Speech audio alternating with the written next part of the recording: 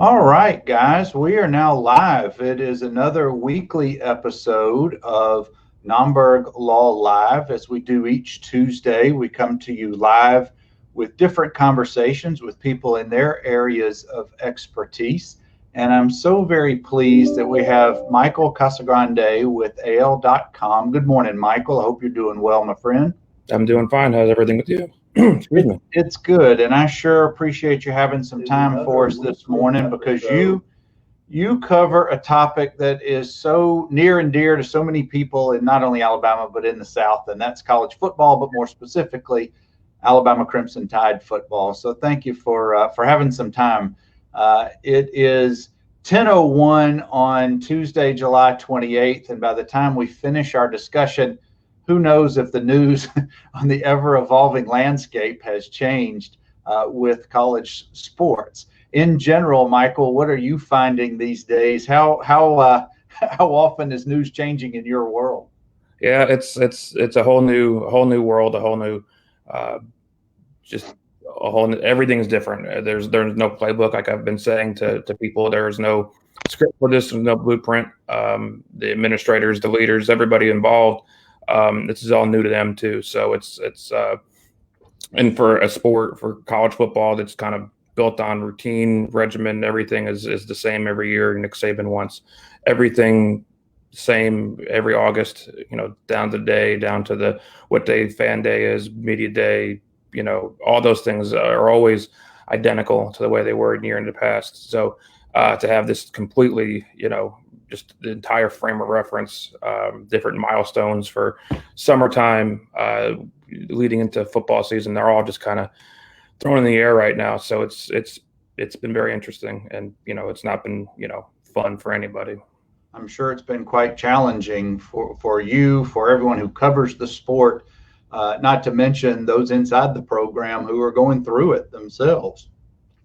If you had your crystal ball right now, Michael, what do you think? How does this play out? And we're not going to roll this back in 6 weeks and say, "Aha, Michael, you were right or you were wrong."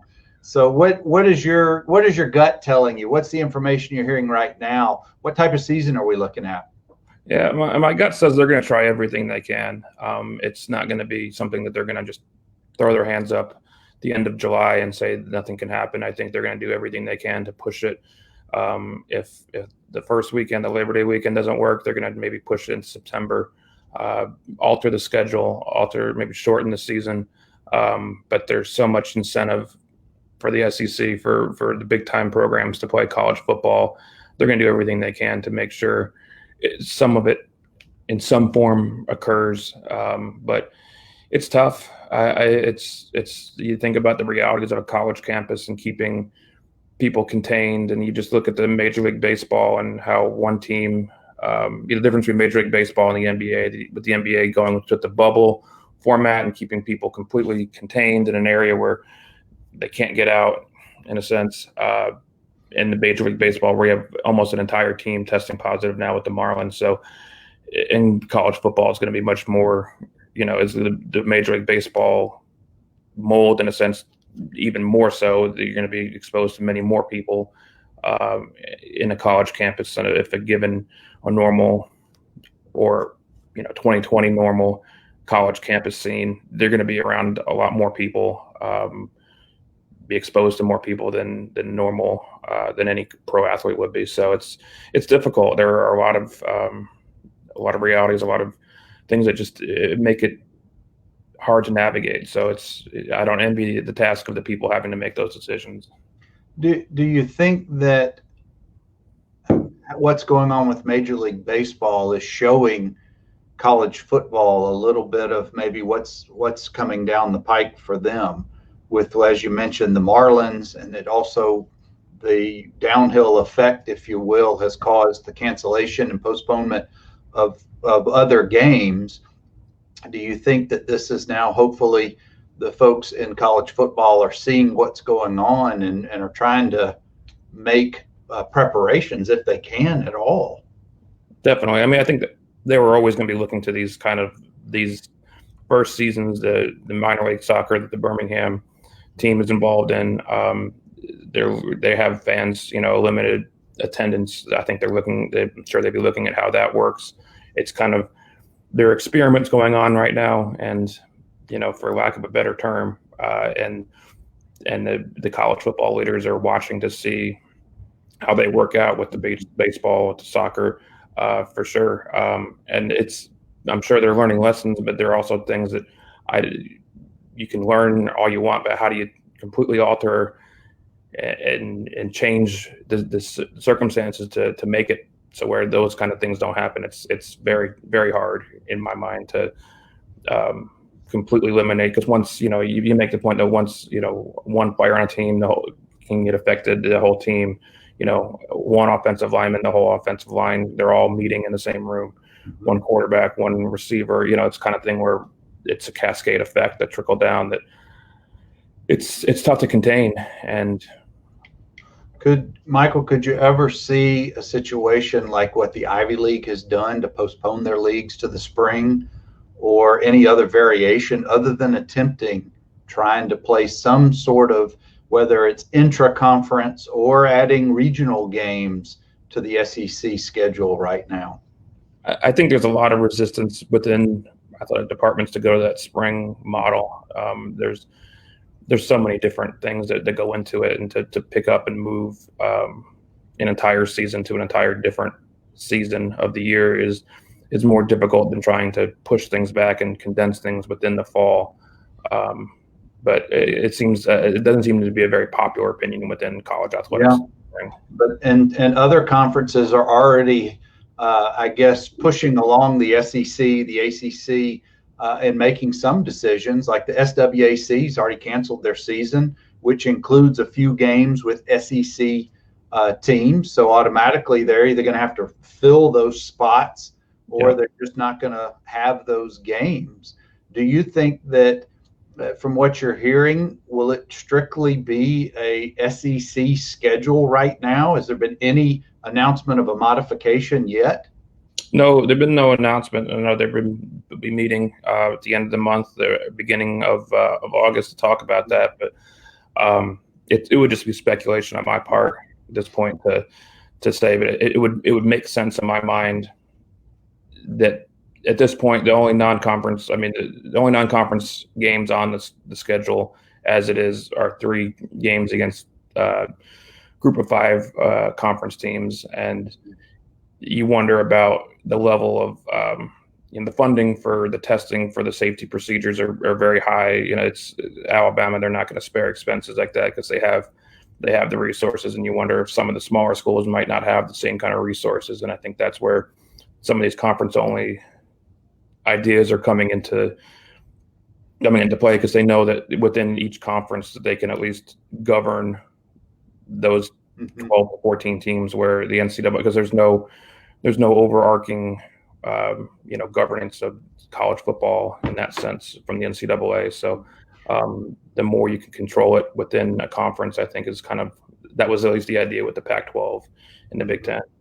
Well, let's fast forward in an SEC only schedule, and Georgia kicks off in Tuscaloosa. What do you envision the stands to look like? Are we going to have students? Are we going to have anybody in the stands at this point? It's another great question that I know they're wrestling with. And it's a question of, if you have to put 20% of, if you don't have 20, 15, 10% of a stadium, who do you include in that 10, 15, 20%? I think with some schools, my understanding is that there are some schools that are much more dependent on student fees to fund a program. Alabama's not. You can buy a student ticket, but you're not required to spend, a couple $100 a semester for student football, for athletic fees or activity fees. And for schools like that, I think it's much more difficult for them to charge these athletics fees, in a sense, to subsidize revenue to field football teams, and then say you can't come. We need seats for donors who are voluntarily. So if you're not even giving people an option, I think those are schools where they would probably have to see more students. But if not, does it go to the top donors, the top dollar? it goes back to the, is college football a business? Is it a nonprofit? Mm-hmm. All these kind of bigger picture debates that people are having about college football. Yeah, I saw an interview recently with Barry Alvarez up at Wisconsin talking about how much money they would lose if it was strictly an intra-conference schedule versus losing certain games, and they would have to dip into their reserve funds. And it kind of irked me a little bit to think, well, that's why you have the reserve funds, because it's there, not knowing what you would need it for. And I assume, and this is where I get in trouble, that most SEC schools have such reserve funds, but I don't know that. I'm just speculating. If we have a game, for example, Georgia comes to Alabama in September, but there are no fans in the stands. It's like MLB is doing. And this may be putting you on the spot, but Alabama would lose millions of dollars for that game in concessions and tickets and all of that.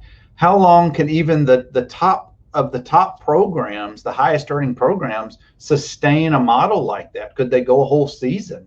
And I know those are questions may or may not necessarily have the exact answers to, but I guess I'm asking you from your observations and experience, what happens to even the top schools? And when I say the top schools, the most well-funded schools. Right. No, it's good questions, and questions that we have. I know from the budget that the university supplies to the NCAA every year, which we get through open records laws. I think it was $34 million in college football and just football ticket sales for the last year. The last few years, that's about what the income level is for that. In terms of reserves, it's an interesting question because we get a standardized form that they submit to the NCAA with certain spending, expenditures, revenues, and it's kind of always the goal, unwritten, unspoken, in a sense, goal to have the revenues and expenses come out pretty close, to not have, they hate the word profit.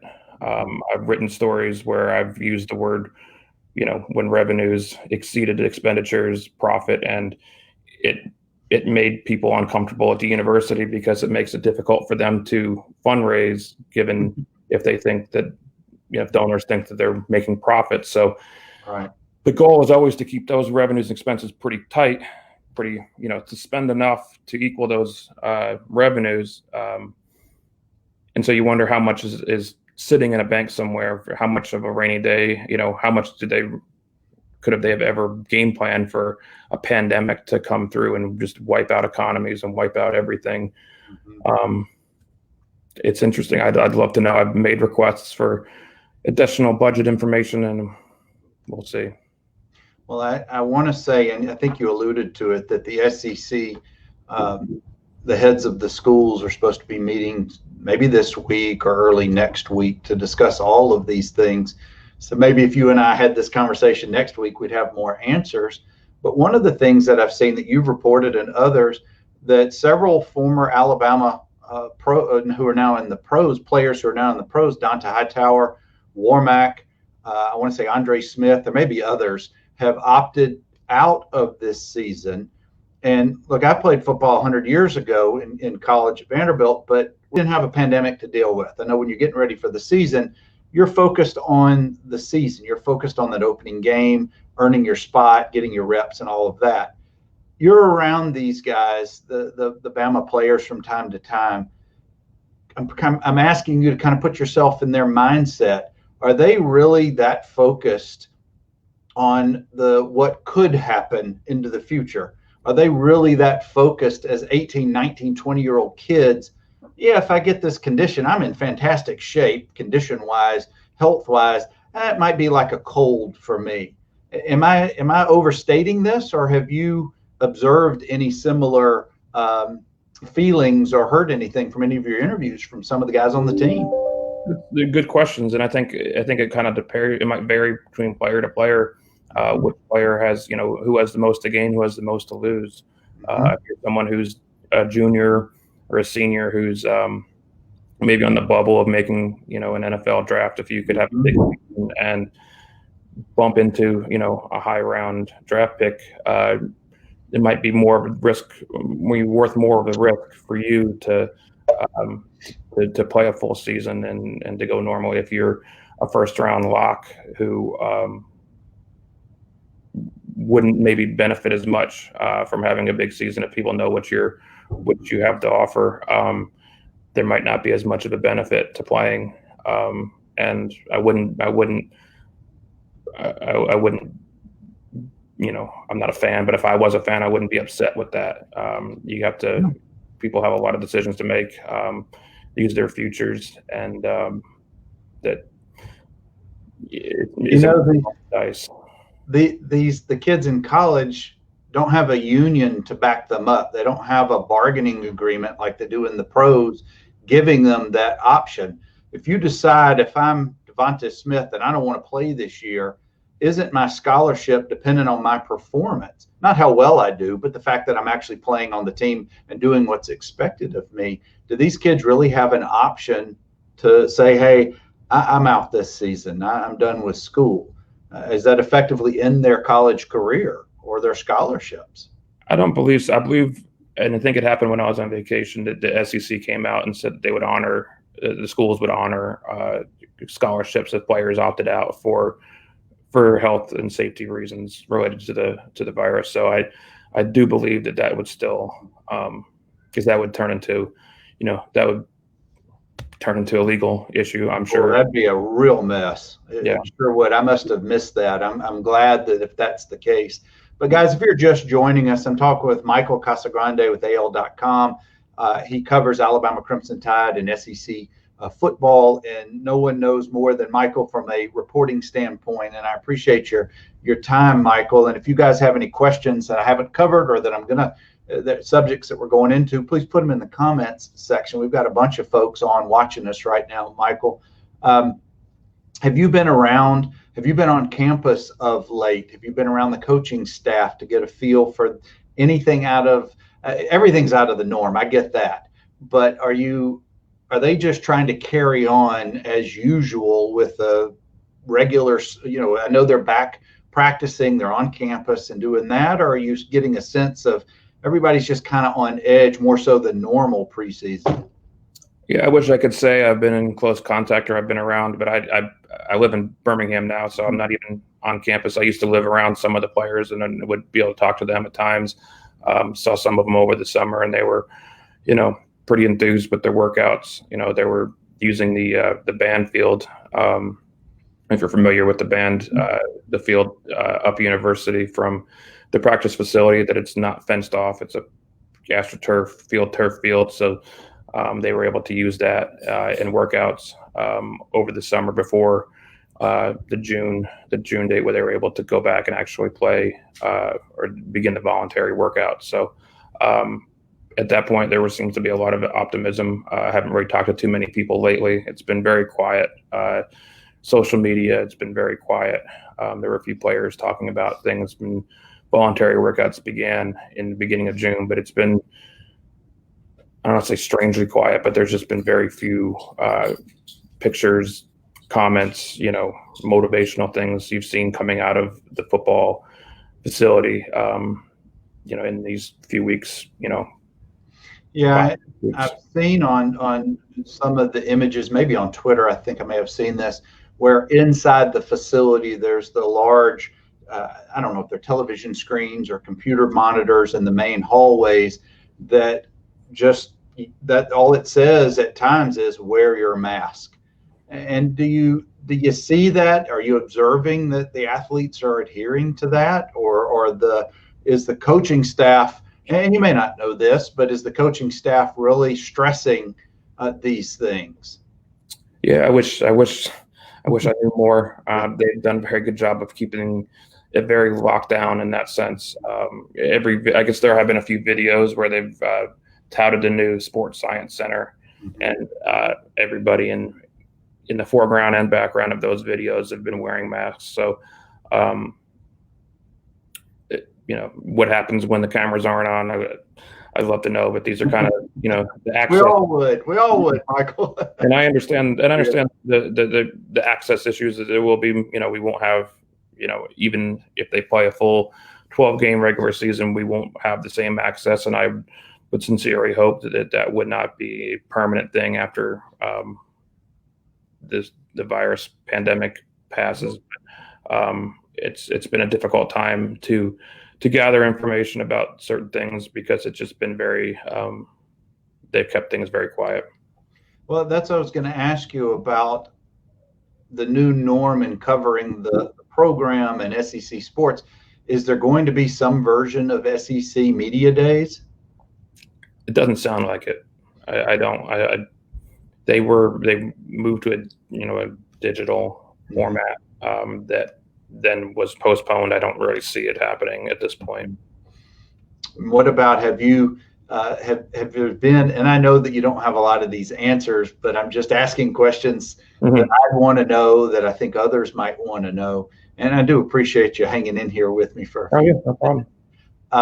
How do you envision, let's say they do play that first game, that we'll call it the Georgia game, that it goes to an intra-conference schedule only. How do you envision covering that game and being able to do your job on the game? It's interesting because, it might be more interesting to people in our field than the general public, but this would be the first year of the new press box that we haven't seen, still under construction. The old press box was pretty big for modern standards, 50-yard line, open air for the most part. The newer one, from my understanding, it's smaller. It's not open air. The windows don't open.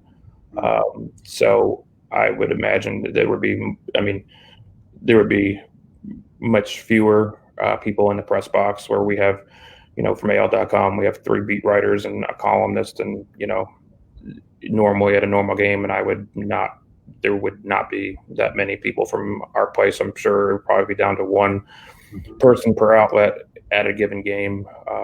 Post-game news conferences would probably be over video conference as opposed to in person, from different things I've seen. So it's, and I don't want to complain. I don't want to sound like I'm complaining that it's about us or whatever, that we tend to complain about things that we shouldn't, but it's going to be a different level of access and different level of information to be able to provide to people.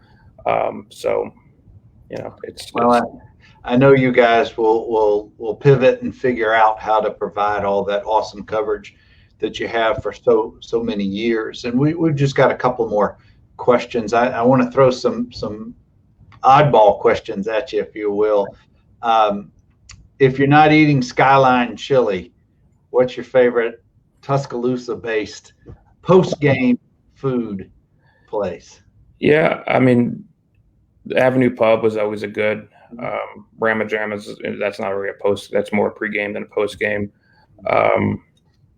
But there's some good places downtown. Avenue Pub was always a great burger. I'll go with that one. That's a good one. That's a real good one. Do you think Western Kentucky will get on the Alabama schedule anytime in the future? 2024, they already are on schedule. So they won't agree to go to Bowling Green. They're scared to go to play a road game at Western Kentucky. But maybe another touchdown, another field goal might be in line in 2024. Oh, that's awesome. That's awesome. I know that you follow J.K. Scott pretty closely over the years, and I haven't seen any social media from him lately about the upcoming season. I didn't know if he was falling in line with Chance Warmack and those guys, or if he was ready for the season to get going. Have you had any contact with him lately? Yeah, it's funny. He doesn't do social media. I've actually got to know him fairly well. He lived near me his final year, and got to know him pretty well.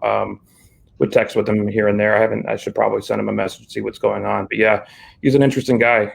Hell of a punter. Is wired differently than most. Is a unique person, a unique spirit. He's kind of an interesting guy to get to know. But yeah, I know his wife had a baby last year, maybe November, December. So I need to check in, see how he's doing. But he wasn't, sometimes he wasn't always on his phone and wouldn't always see text messages. So hopefully he's doing well. He's a great punter. Well, to me, from an athletics standpoint, he reminds me of the modern day Ray Guy. Mm-hmm. He of all the punters, not just Alabama, who I've seen in the pros, and I've followed NFL fairly close. He just seems to be the closest from an athletic standpoint of somebody like Ray Guy. But we're almost finished, Michael. I appreciate it. We've kind of gotten off a little bit, but I want to ask you just a couple of questions. I know from time to time you either report or know about Alabama high school football. I know that they have gotten back into practices. Have you seen or heard, have there been any changes from the Alabama Athletic High School Association about how the season's going to go forward? Not that I'm aware of. I think yesterday was the first day that they could officially start full pad practice and everything. So I know that the plan is to go ahead with the season at this point. I think a few counties may have opted out. Yesterday, but as far as I know, they're going forward with it. Well, gosh, all of these seasons, whether it's the pros like Major League Baseball and basketball, or Alabama SEC football, and down to the high schools, I know they all have great intentions of starting and doing the very best they can, but it just seems like this disease is so prevalent and so easy to spread. I just am very curious and worrisome that any of these seasons, even up to the pros where they have the most facilities and the most testing, are going to be able to finish their seasons if they're not inside of a bubble. Hockey and basketball seems to be the only ones on a professional level that have been able to do something like this. Anyway, Michael, I sure appreciate your thoughts. I know that if we have this conversation in a week or even in 2 weeks, it may be an entirely different conversation, but it'd be a nice time capsule, at least for where we were on July 28th and what we were thinking. I was doing that for a while. I was doing like my own, just on my computer, just kind of like a daily diary in a sense for what was going on that day in the news, and just to kind of to be able to go back to one day looking back on this crazy, terrible year, to just give some perspective of how we were feeling on a given day. Well, I'm going to ask you one last question, and you're not going to like it. I want to give you, let's assume the season goes forward, two things. One, are there going to be bowls and a championship part of that season? Are they going to be able to handle those things, assuming we go through a regular season? If they can't, it's like assuming the season goes off and they play 12, or however many games, there's just as much incentive financially for these bowl games to play. There's a lot of money wrapped up in that, and that's, it's a shame that that's kind of what it always comes back down to, is the money. But if there's a way to play it, they will play it. Yeah, it's just, I guess there's so much passion, there's so much money that's at stake there, and there's so many people who hope for it, but it just, we, particularly in Alabama and in the Southeast, we really have not shown much by way of discipline and following certain guidelines. But I know that's all over the board, and that's for another discussion another day. But Michael, thank you again for your time, your insight. I know it's probably frustrating trying to answer certain questions and certain topics because we just don't know a lot of things, but we look forward to reading more of your reporting coming forward, and hopefully we'll have some type of a college football season. Well, I appreciate you having me. It's always, it's good to talk about things. It's good to get the, discussion out there, because I think there's a lot of internal discussions. People are talking amongst themselves. And so it's good to just kind of get it out sometimes and talk about it. Oh, very good. Well, guys, this will conclude another episode of NOMBERG Law Live. As we do every Tuesday, we bring interesting conversations with people in their areas of expertise, and Michael has certainly fit that bill and shared what he knows, at least to this point. Guys, I hope you have a safe week. Please continue to use common sense, and even if you don't like wearing a mask for yourself, please do it for others. Y'all have a good week. Take care.